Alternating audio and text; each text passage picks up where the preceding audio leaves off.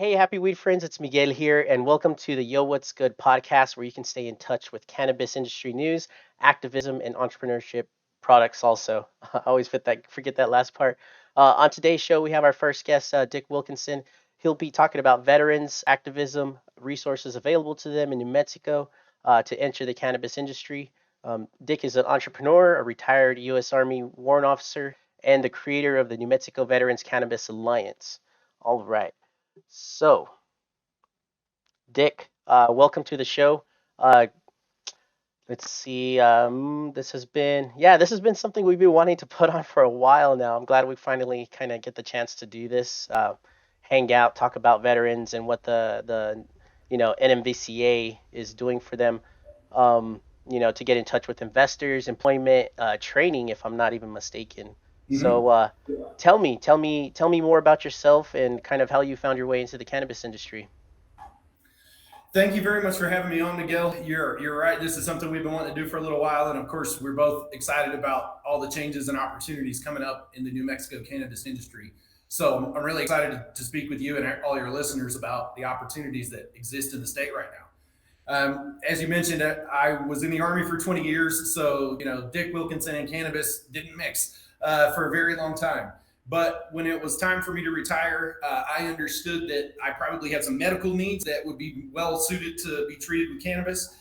So as soon as I retired, I went and spoke with a medical professional, talked about becoming a patient here in the New Mexico cannabis medical program. I've had a card for about 3 years now. I've been a patient since I retired. I have several conditions that cannabis treats very effectively with minimal side effects. So for me, cannabis is about being a patient, and it's about the medical relief that it can provide.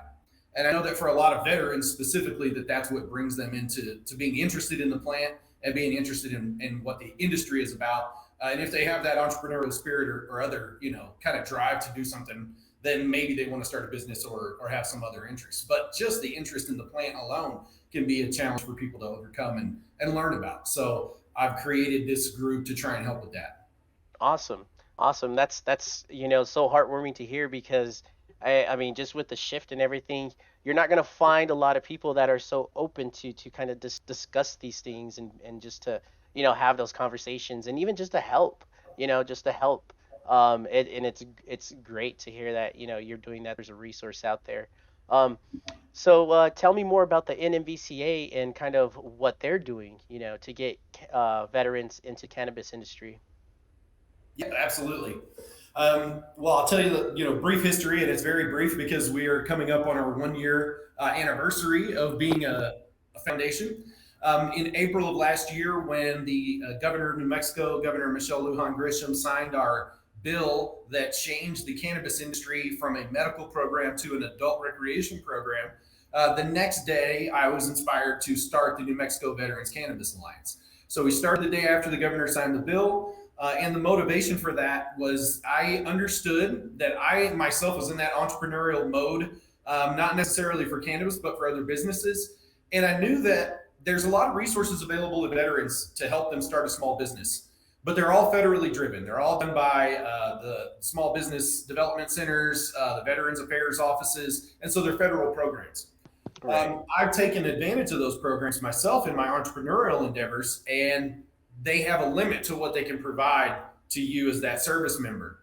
And that limit is that they can't involve themselves with cannabis in any way. That same type of resource that would be available if you wanted to go and start a tomato farm is not available to you if you want to start a cannabis farm. Right. And so the day that we signed this bill, I realized there's going to be veterans like myself that have an interest in this industry, but they're going to go ask for those resources. They're not going to be able to find them. That if they do reach out to those federal programs, and I know the people in those offices, that they're going to be very, very gently and professionally turned away. And so I was inspired by that gap in service in a veteran's life here in New Mexico to start the New Mexico Veterans Cannabis Alliance. And our alliance, originally I thought we would need to be very structured, very programmed, be a funded nonprofit and write a book and make it work. Yeah. Let's make Yeah. a playbook and make it You happen. you always want to always put that best foot forward. I Yeah. understand that. And I know that that it's that military part, right? You got to have an op order, right? We're in the Army. You got to have that op order. What are you going to do? How are you going to do it? What resources do you have? What are you going to do when something goes wrong, right? Right. That's what I thought we needed. But I learned within those first couple of months that that's probably not how this is going to work. So to catch you up to speed to where we're at now, I let things happen organically over the first 3 or 4 months, and I realized that the needs of veterans can be met really well without all that structure. That the people over this last year that have reached out to the New Mexico Veterans Cannabis Alliance for help are primarily entrepreneurs. It's the folks that want to get started in the industry. They want to start their own business. They have questions about just how to get access to any of the information that they would normally get from those federal programs. Mm-hmm. Where can I find that resource if it's not in that federal program? And so that's really what the last year of the organization has been. It's been about growing a network of people that are interested in helping veterans and growing a network of resources that are associated with those people that are available to veterans to start their businesses or find a job in this industry.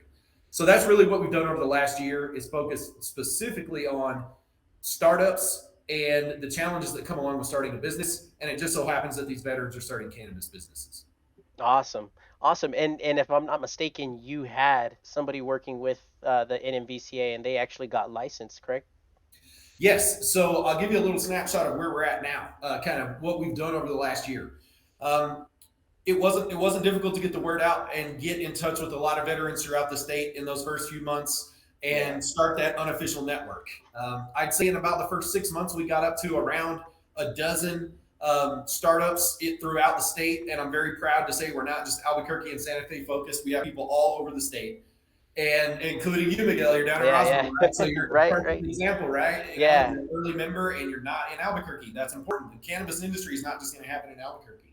So what we found over those first few months and kind of got up to that capacity was that with me as the director in the center of focus, that was about what I could tolerate, was that 10 to 12 people that would reach out to me periodically and ask for help. But then the network grew, right? And so people started to reach out and just talk to each other. And Mm-hmm. that crosstalk supported veterans. And that's really the goal now that we're in year two is, we got about 10 to 12 businesses that are in different phases of startup. And we want to continue to foster those businesses, right? As they continue to apply for their license at the state, if they run into any problems or need, I don't know who to call to get architectural designs done. Right. Okay, Yeah. reach out to the NMVCA. I know who to call, right? We do know who to call. Mm-hmm. I've run into a problem and I think I need a lawyer, and I'm not sure, how to get in touch with a lawyer that specializes in cannabis. Okay, reach out to us, right? Or call one of your other buddies because they may have already hired a lawyer, somebody else in the alliance that's a little further down the trail than you. They've covered that problem and they've hired that resource and they know they've got confidence. So that's really where we're at now, is that we've got that group of people that are getting their business plans going, getting their licenses applied for. We have one company that's licensed that I'm aware of. We may have a couple others, in the last week that have just come online. We've got some partners that aren't veteran-owned businesses, but that have been with us early on, and they've got some of those micro licenses. So they're sharing their information with the Alliance about what their successes were and how they Awesome. calculated their numbers and all, just all the challenges that they overcame. So it's great that we're not just, an insular kind of group with only veterans. We've got support from all over the community. So that's where we're at now, is continue to help the people that have come online over the last year seek those licenses and open their doors and be ready for whatever business they can start this year. And then we're going to shift gears a little bit this year as well. We're going to open scope for the New Mexico Veterans Cannabis Alliance to include helping people look for jobs. The first year was Awesome. all about the entrepreneur, and it was all about that startup phase before the industry really got going. Well, this year it's going to be a different emphasis, right? It's that Mm-hmm. of those 10 businesses that start and open their doors this year, they're going to need to hire people, right? Right. They need people that work in the greenhouse. They need people that work on the farm. They need people that work in the store. They need people to work at the factory, right? So there's a lot of different parts of this industry that are going to need skilled labor. It's going to require executives. You're going to need farm work. You're going to need drivers. You're going to need all kinds of people that, it's not just go put your hands in the dirt Yeah. plant, right? I mean, there's all sorts of industry here. And so we're going to help veterans find their way into the industry by, I don't know that we're going to have a job fair or anything. We may move to that and have sort of an official job fair. But really, what I'm excited about is just making those connections. That these businesses that have already reached out to us, that we've helped get started, that when it's time to hire, they're going to call us and say, "I need 5 employees, right? I need Hmm. 10 people," and that we just put that word out, and everybody's watching and waiting. And as soon as one of those drops, you got 5 veterans ready for a job, right? That's our Right. goal this year. That's awesome. Yeah, and I don't think a lot of people take into consideration, yes, getting into it, but everything else that kind of just comes along with it. You have to have the storefront, people on the back end growing, just all these different parts and pieces, moving all together just to, deliver and kind of just support this industry. So there's going to be tons, and I hope, that's kind of the point, right? That's kind of the point of all this happening to bring these jobs in, to bring money in, into the state, into these local, municipality cities and Yeah, so, places to kind of have another kind of revenue stream and then, invest that back into these communities and all of this, just all this other good stuff. yeah. Um, on Actually, the I'm glad you brought that up. I want to take a point to mention something there. Go ahead. I want to encourage, any of the listeners. There's something that is taking place in Albuquerque, and it's something that you may be able to stimulate or start in your own community outside of Albuquerque. Miguel, what you mentioned there was that it's the economic benefit, the revenue Hmm. of Hmm. this. There's going to be taxes collected at the state level, but then at county and city levels, there are also going to be other revenue dollars that come through on that. Cannabis revenue can be looked at as a special pot of money. And so in Albuquerque, the mayor has decided to try and specifically funnel cannabis tax dollars into programs that help communities that have been harmed by cannabis prohibition. Right. Now, I can't say that's going to work perfectly. I can't say that you can always even that up and find the exact right resource to put that money into. But I would encourage municipalities and counties around New Mexico, as you start to bring in these dollars, don't throw them right in the general fund. Try and find some other way that you can focus this on supporting communities that have been harmed by cannabis prohibition, or for the veterans angle, let's try and focus on supporting mental health issues. Let's try and focus on supporting substance abuse concerns that exist throughout the state. Cannabis can be a part of that care, but really, let's talk about the revenue from cannabis, and let's focus that on the harm that some of these other substances have done. So I just think there's a lot of benefit that can be used. This revenue can be used for, and I encourage anybody that can speak up in their local communities to try and push for that. Awesome. Awesome. I think you're right there. I think each community needs to have kind of their own kind of leader or messenger driving this. I know a lot of there's a lot of players kind of in the game, but I would encourage anybody listening to that is involved with this or wants to be involved. Like do not forget about the activism piece. Do not forget about the political piece of it. Get into your city, make sure that some of this money is being, situated where it needs to be. Don't just let this be something that we're all excited for, obviously for obvious reasons, but make sure that that money is being turned around. Get involved. Um, be informed. There's a lot of things, and that's a good thing we should talk about. In a later episode about these resources and kind of where to find them. Um, you know, just to your point on the activism piece, I could say for myself, and I know we've talked about or we've been a part of the Veterans Cannabis Project, and I went on there, read some articles, but they talked about cannabis being a replacer to a cocktail of drugs. What do you say to that? Well, yeah, I kind of I'll pull my little Fox News Sean Hannity disclaimer here that I'm not a doctor. That you I should absolutely talk to not. your own doctor about your medical care. And now that we've run that little bit, yeah, we'll speak anecdotally, or I'll speak about my own experience, or when I've talked to a lot of other folks.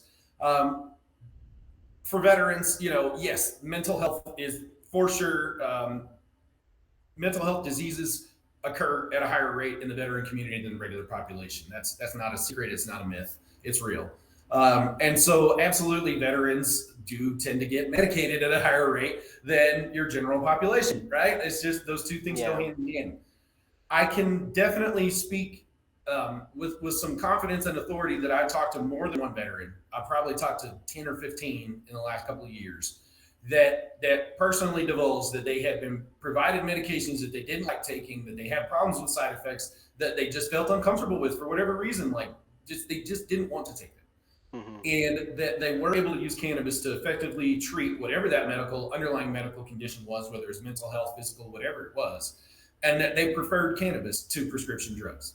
I can say that, for sure, and that you don't need to be a medical doctor to understand why, right? And so I've talked in other interviews about really the side effects. I think is one of the things that most people, especially folks like us that are working adults and individuals, if you take a medication that causes really severe side effects and you have to take it every day for a long time, how do you deal with that? How do you work that into your daily life, and how does it impact you, right? Right. Well, you have an option for a different medical substance that has, focuses on your symptoms and doesn't necessarily cause those all the time long term side effects. I really feel like that's the preference for a lot of people, is that they can treat their symptoms when they need to. They can tolerate their symptoms when they don't need to treat them, and that they get to choose like when is the right time to medicate. I feel like that's a big deal for a lot of patients. Hmm. And being able to avoid those side effects and make those choices around when can I be medicated, what does that mean to me, how does that fit into my day, right? I just think that flexibility and that sort of suitability of the medical care that cannabis can give is what a lot of veteran patients prefer, because we are still working, we are still needing to be active and engaged in our communities and our families and everything else, and we don't Yeah. want to just sit around and be a zombie going, yeah, I'm medicated, I'm treated, I'm not having any mental health issues today, but I'm also not going to do anything today, right? I'm Hmm. just sit here and feel okay, right? And I think that so many patients really benefit from the flexibility that when you can dose and how you can control your effects of cannabis. I just think that's what it comes down to. Yeah, I know, and just speaking for me, I'm not speaking for anybody else, of course, I suffered from insomnia, sleep apnea, and it was just a struggle for me just to get to bed, and I had to drive for work. So it was one of those things where I went to my VA doctor, I got some pills to help with sleep, and I tried different ones, and then it got to a point where I found one that actually helped, but in the case that in the morning I felt drowsy and I would have to get up and drive. And I was doing this for a while. I wasn't even using cannabis then at all or anything, but it was just kind of that realization. So it was like, okay, well, I would rather just not take it and suffer the insomnia and whatever else kind of Yeah. came with it, because I felt like I was just in a worse position taking it. Now, Mm-hmm. again, just speaking from my own self, it was just kind of my own experience from it. Um, and just to we were going to address some of the things I wanted to talk about were just some of the myths, like Yeah. and the stigmatisms around it. Um, Let me see. I had some notes here. So I know the VA doesn't directly support it, but they do a good job in educating. Could you talk to any of that education they're doing around that for veterans? Yeah, yeah, absolutely. And you're right, Miguel. That's really one of the biggest goals of the NMVCA is to dispel those myths. I mean, yeah, we want obviously we've got interested people that we want to help get their businesses started, but the other side of that coin is we got to keep the rest of the community in mind. We got to keep the rest of the veterans that are out here in mind, and be that education piece for them. Not just education to get your business started, but let's talk about education just around the plant and what does it mean to you. And so, thanks for asking that question because that is a focus for us. Um, the myths are they've been around for a long time, probably ever since California started their medical program, 20 years ago, Mm-hmm. which was the first time that you started to have veterans run into some issues, right? Where they wanted to go to the VA and be honest and say, hey, I got a medical card. And I'm sure there were some bad experiences in those early days where you were talking to a doctor and they essentially wouldn't care for you anymore. They say you're a drug addict, or they'd show you the door, or they disqualify you from some other treatment program because they think that you're using illicit drugs or something like that. So for sure, there have been negative experiences. So I don't want to say the myths aren't based on truth because some people have had bad experiences, but those bad experiences are outside of policy that the VA has written. And so we want to worry about where we're at today. I'm sure 20 years ago and for a long time, there were people that had a lot of bad experiences in their medical care with their military doctors or the VA. But that should not be the case anymore. And so, Miguel, you're absolutely right that the VA now is focused on educating medical professionals around how to provide care to your patients if they choose to use cannabis. And whether that be as a medical supplement to other medications or if they're just using it recreationally in states where it's legal, they do want to be able to, the VA wants to provide the information to the healthcare provider so that they can have an educated and careful decision with their patients. Right. Yeah, so that's a huge step forward in where we're at now. Is that you should, as a veteran, feel comfortable going into your VA doctor and saying, "I do use cannabis for medical uses, or I use cannabis recreationally," and discuss that openly. It is not a barrier to care. It will not disqualify you from continuing, to get your needs met by the VA. Only in a really specific medical situation, again, where it would be a conversation with you and your doctor, where they may suggest, hey, your method of ingestion or this drug at all has a very serious and dangerous interaction with something else that you take, or it has a risk for some other medical condition that you have, and you need to be aware of that, right? That's Mm-hmm. why you want to talk to your doctor about it. I'm not saying that cannabis is safe for everybody. It may not be, right? Right. Yeah. And so you need to be comfortable talking to your primary care provider to say, I want to do this, right? And just Mm-hmm. like if, on the back of the workout DVD, it says, consult your physician before you start this workout plan. Well, Yeah. if you think you're about to start taking cannabis to treat a medical symptom, talk to your doctor, right? Right. And if you get your health care from the VA, go talk to them. And they will not kick you out. That's really the main thing to take there. And that's just one of the myths, unfortunately, that has been out there, that the federal government is out to get you if you're a veteran and you use cannabis. Right. That was a point I was going to bring up. Just kind of just like being a user of cannabis and then going out to the VA and having that conversation, do you use these things, whatever, Yeah. afraid that you might lose your benefits or just, some kind of repercussions might kind of come back at you just for Yeah. being a cannabis user. So it's basically it's heartwarming, to know to see that they're not directly supporting it, but they're starting that conversation. And I think that's where, a lot of places need to start. They just need to start with that conversation. You know what I'm saying? Make um, it just make it a safe environment for you to talk to your doctor. Yeah. right. I agree. And it just, it takes folks like us talking about that. It takes us walking around and saying it to people. It takes events like we're going to have in the future so that we can get that word out there so that the population of folks that retired 20 years ago, and when they did retire, it would have been a bad idea to go down to your VA doctor and say, I smoke cannabis. Well, that's the last time they had any input. That's the last time they had any information about this topic, was 20 years ago. Hmm. Well, let's get them up to speed, right? Let's get them up to date, and let's make them realize that has changed, and that you have the power as a patient now to take care of yourself, and you don't have to worry about that stuff anymore. Right. Yeah. So where do you see, I know this is all, your opinion and, or not, directly nothing, but where do you see legalization? Because I seen I've been kind of keeping in, I know Congress, as there's been some things getting into Congress. I can't exactly remember, but you know, I think we're on the right path to legalization. Where do you think legalization stands in sense of a time frame and whatnot? I think we're in a weird situation where, I kid you not, we could get to a situation where something crazy like 40 states have legalized adult recreational cannabis, and yet the federal government still says it's illegal. Like, I could see that, right? Hmm. We're getting there now, right? We're close to half. We're getting close to half of the states in the union that think that this substance shouldn't be prohibited anymore. And well over half have a medical program now. So what are we waiting for? Like, what tipping point do we think there's going to be, right? And so I don't think that the federal government is ever going to be motivated by any tipping point. I just don't, right? And I don't think that Congress specifically is ever really going to be too concerned about it. You're right. The House of Representatives has successfully and repeatedly passed legalization measures that decriminalize or that reschedule or that change the way that a federal agency should X, Y, and Z with cannabis. And the House passes those all the time. A couple times a year, they'll pass something, and then the Senate won't hear it. They just won't even listen to it, so it doesn't make it anywhere.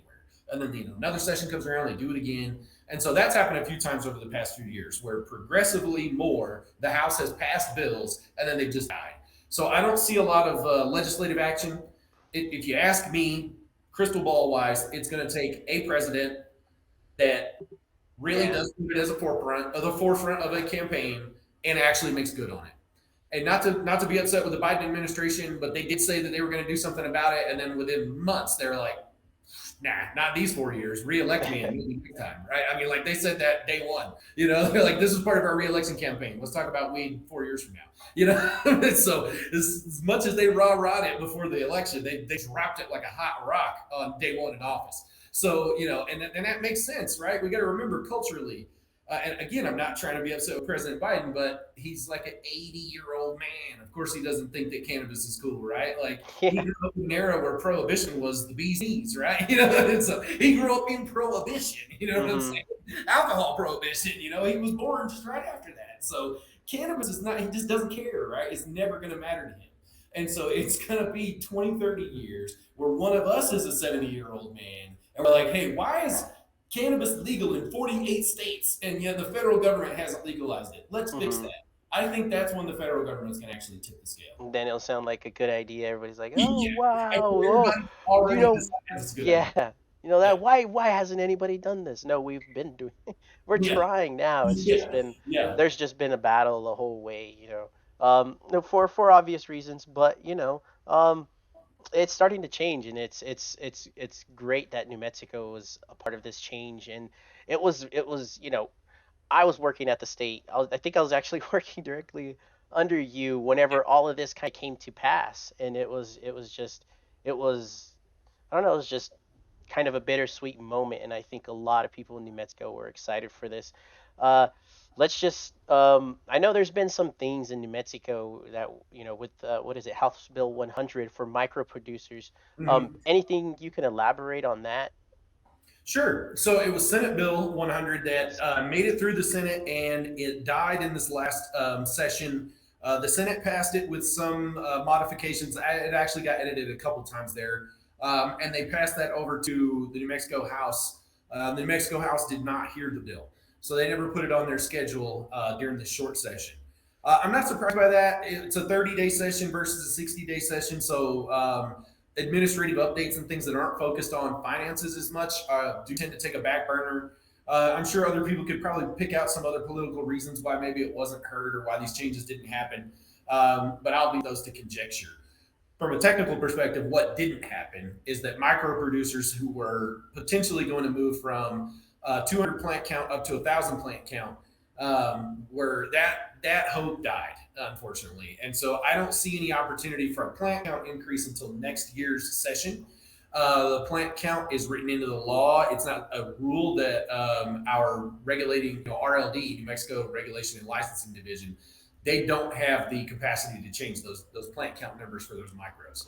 So Hmm. that's going to sit for at least another year. The 60-day session is actually a much better opportunity to make these substantial changes to the law that probably should happen.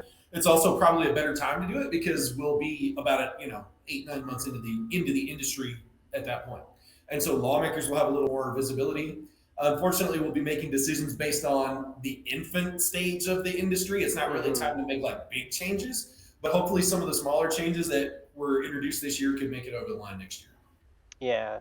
Yeah, let's hope for that because I know as far as, just being, for a lot of the it's a speculation here, but it seems to be because it seems to always come up in conversation. But the micro producers, the people getting in, Mhm. those guys, if they would have passed this, it would have helped a ton of those guys out. And of course, everybody's anticipating, New Mexico to run a weed when things Yeah. just open up. So that would have been, definitely a great thing for small producers or upcoming producers, new producers. So let's definitely hope that, that comes out. You said Senate Bill 100, right? Yeah, I mean, it'll be something else next year when they rename it and like rewrite a little bit of it. But for me, I spoke in support of it during one of the sessions where I testified and said that I thought it was a benefit, specifically the plant count change for micros, because the New Mexico Veterans Cannabis Alliance, we have quite a few micro focused growers in our cohort.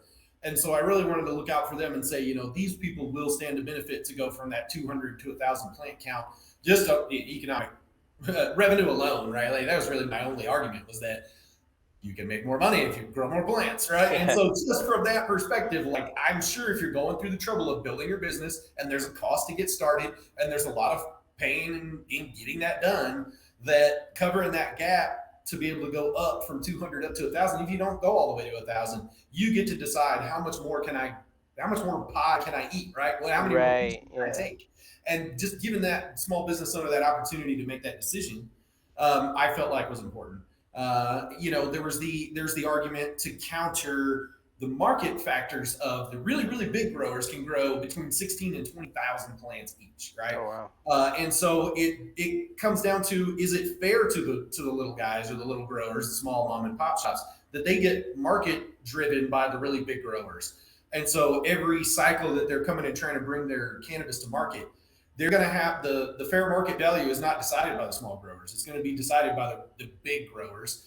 And the more plants you can grow and the more weight you can produce, you get a little bit more say around what price you get for your product, right?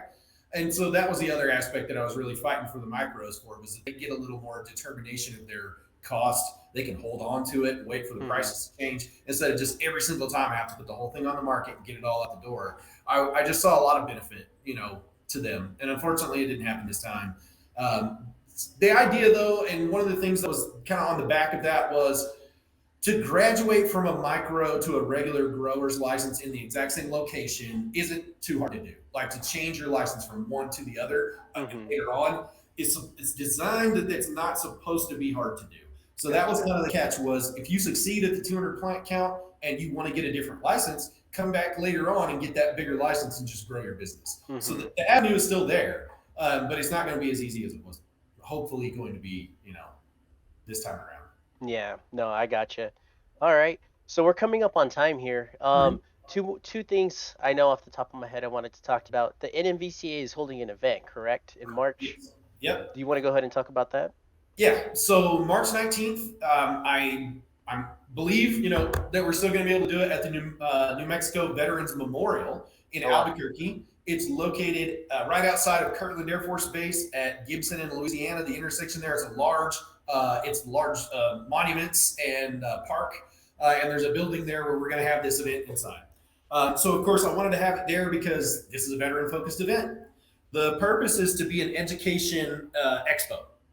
I want to reach out to veterans throughout New Mexico that, just like I said, retired 10, 15, 20 years ago, have never thought about cannabis, have never thought about using it or starting a business, or what does it mean if a shop opens up in my neighborhood.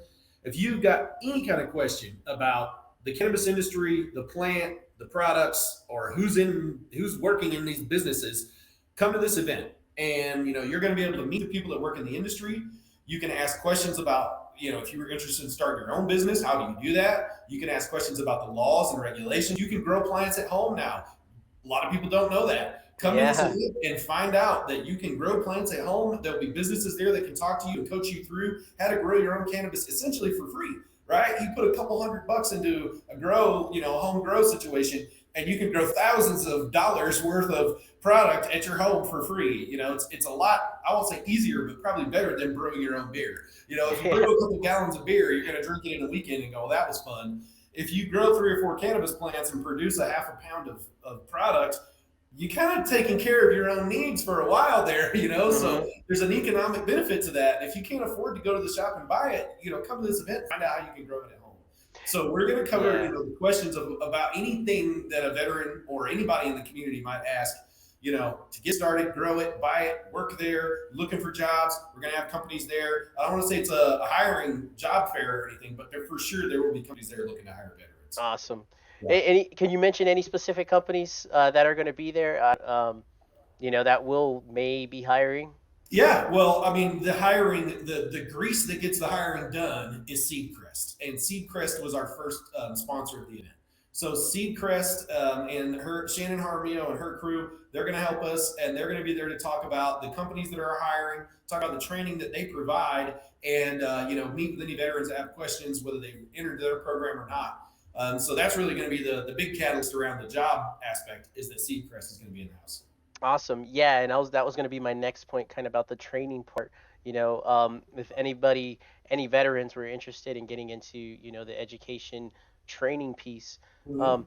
You brought up another good point about kind of the legality, and then of course the resources NMVCA has, and I think it was a good point, back to being a producer, whereas like I don't know what to do, I don't have these resources available, I don't know who to ask. Well, and anything along the lines of legality, education, training, of course becoming a producer, and those are all the things that the NMVCA can answer. So that's just great. Yeah. Um, so last parting things, I wanted to talk about. So what's your favorite strain? Let's talk more about. Let's go ahead and close this up. Let's talk about Yeah. what's your favorite strain. How do you like to enjoy? Yeah. Let's you said you did say you were an enjoyer of it. Yeah. Like tell me more. Yeah. Well, there was a strain that I haven't had in a long time, but it still holds a special place in my heart. It's called Matriarch. Oh wow. Matriarch, and I haven't had it in a long time. I got to find it, or maybe I need to get some seeds or something. But it had a flavor like a pepper. It's got that black pepper terpene in it that Hmm. just I it, definitely got to try that. it just tasted wonderful. And so that was one that I really enjoyed. And then of course, the go-to though that I think if I'm in a shop and I don't know, I look at the board and don't recognize stuff. Gorilla Glue number 4, right? Mm-hmm. GG4. That's that's GG4. my that's my go-to. Nice. Yeah. And then as far as what's my preferred method, that's a special thing for everybody that smokes, right? Some people are like, Yeah. "Man, long glass bowl," or I got a special bong that just does it for me. I'm a backwoods guy. Yeah, I'm a cigars. Backwoods is really my go-to, and 90% of the time, if I'm inhaling cannabis, it's through a backwoods cigar. So, Nice. yeah. Nice. Yeah, I like to. I would say one of my favorite strains, and I don't know if you've. I get it. Or it's Buddha Tahoe. Okay, I've had it. Yeah, Yeah, Buddha Tahoe OG. That's. yeah, It's so flavorful. It's one of, and it gives me one of the best highs I've ever, experienced. Just super concentration. I just feel like I'm like the life of the party. I mean, even if I'm not, I am. And I you love it. think I you just are, right? loosen up. I just get Yeah, limber, and I'm like, hey, I'm just like, ah. yeah. But yeah, it's great. I'll say there's something that, and I'll maybe somebody listening to this will reach out to me, and I got in touch with Dr. V Hill over at UNM. I need to follow up with him and see if this is a research topic. Um, Terpenes and effects on users, right? Hmm. There is you could call it a debate. I think it's probably a realm of study. I'm sure some people have studied it, but I've got an idea. I'll say I've got a theory. I don't believe that terpenes themselves actually affect you as a person, right? Hmm. I'm not a believer in like scented candles having a health effect on you. Yeah, they can calm Got you no, down. I understand. Aromatherapy, it has its limits, right? Well, all terpenes are is just aromatherapy that you're actually breathing into your body, right? What I really think is not so much about the linalool or the myrcene or whatever that's in there. That thing is not a drug, right? This is what smells like something. Hmm. What I believe that is, and what I think the research needs to explore, is that different terpenes are actually essentially an indicator of what cannabinoids are in that plant. We know there's more than just THC in a plant, and there's more than THC and CBD. There's Hmm. like 50 or to 100 what could be potentially active cannabinoids in a cannabis plant. I think that genetically, different plants smell like different things to attract you in a different way. Like all plants already do that, right? Hmm. Not just cannabis plants, right? Flowers smell this way, and trees smell this way, and grass smells Yeah. this way, right? They do that for a reason, right?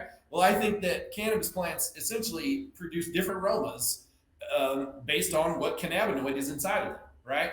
And I really think that there's a link there. So something that's really high in linalool and that it actually relaxes you, that may be an indicator that there's a sub cannabinoid in there that has a relaxing effect.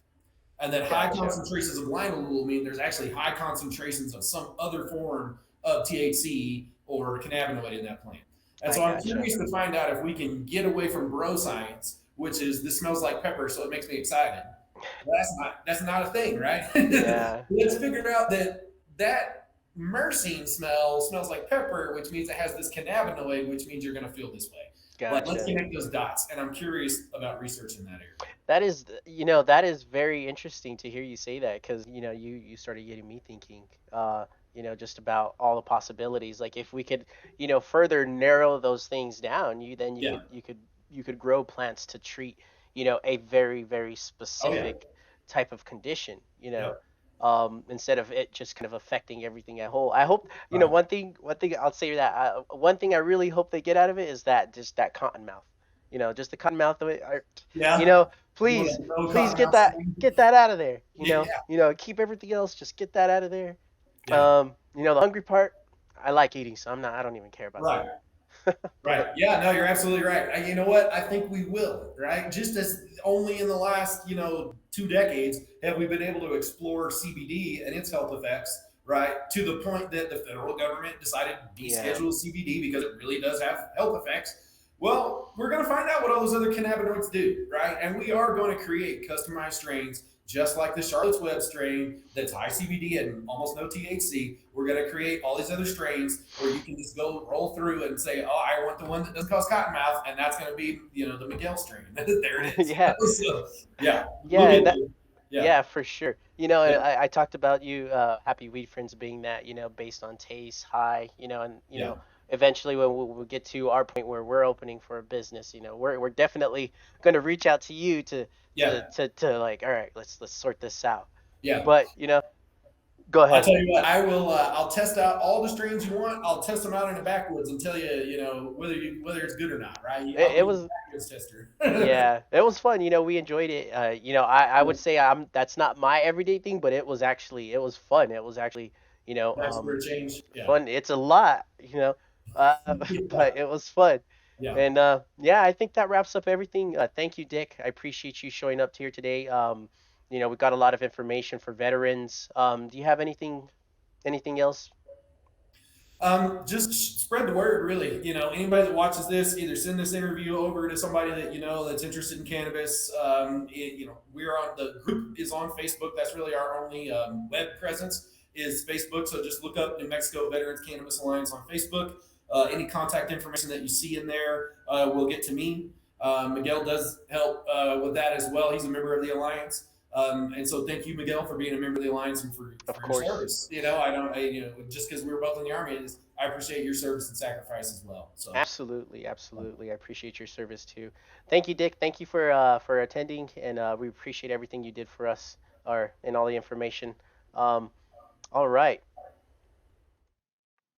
all right. So today's show was sponsored by Dynavap, a battery-free vaporizer for dry herb consumption. Go check them out at dynavap.com. We will be leaving the link below in the description. You'll also find the Facebook group for the NMVCA. So wrapping that up, that wraps up today's podcast with Dick Wilkinson. Remember, you can find him on Facebook. Just do a search for New Mexico Cannabis Veterans Alliance. He'll get you in touch with the right people. This is Miguel with the sorry, with the Yo What's Good podcast, where you can stay in touch with cannabis industry news, activism, entrepreneurship, and products. Hope to see you back next time. Bye.